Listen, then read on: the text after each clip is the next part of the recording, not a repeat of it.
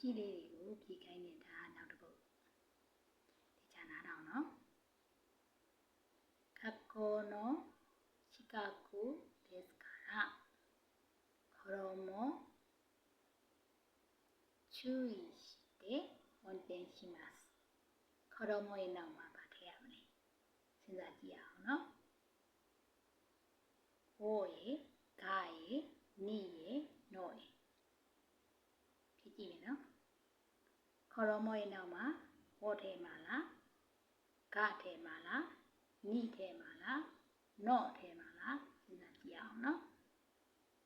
ကိုတင်တဲ့အဖြေလေးကို comment မှာရေးခဲ့ပါဒီကမှားတာရှိရင်ရှင်းပြပေးမယ်နော်ဒါကနောက်တစ်ခုနော်ရှေ့မှာတစ်ခုသတိတင်ထားပေးပါတယ်ဖြည့်ကြည့်ခြင်းနဲ့ဆိုရင်ရှာပြီးတော့ဖြည့်ကြည့်ပါမင်္ဂလာပါ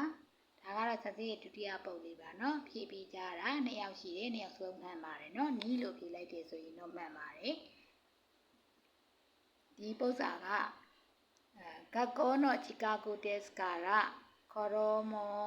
ဆိုပြီးကွက်လက်ပေးထားတယ်注意して運転しますအဲ့လိုပေးတာเนาะအဲ့တော့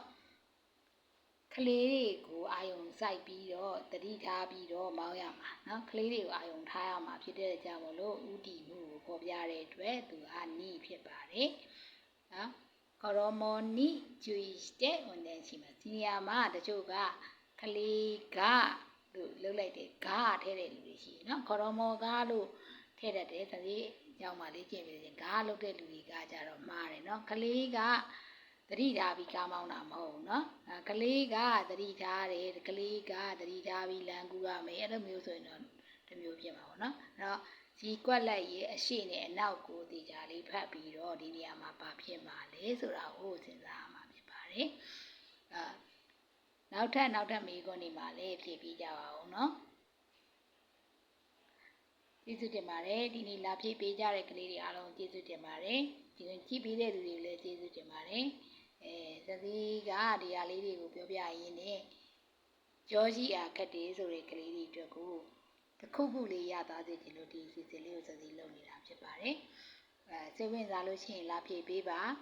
ဒီလိုမျိုးဖြည့်ပြီးရင်မိခွန်းလေးတွေပေးထားပြီးတော့နောက်နေ့ကြလို့ရှိရင်စစီကပြန်ပြီးတော့ရှင်းပြပေးပါတယ်เนาะကျေးဇူးတင်ပါတယ်စိတ်ဆက်စေပါ encouragement နဲ့ဆိုပါ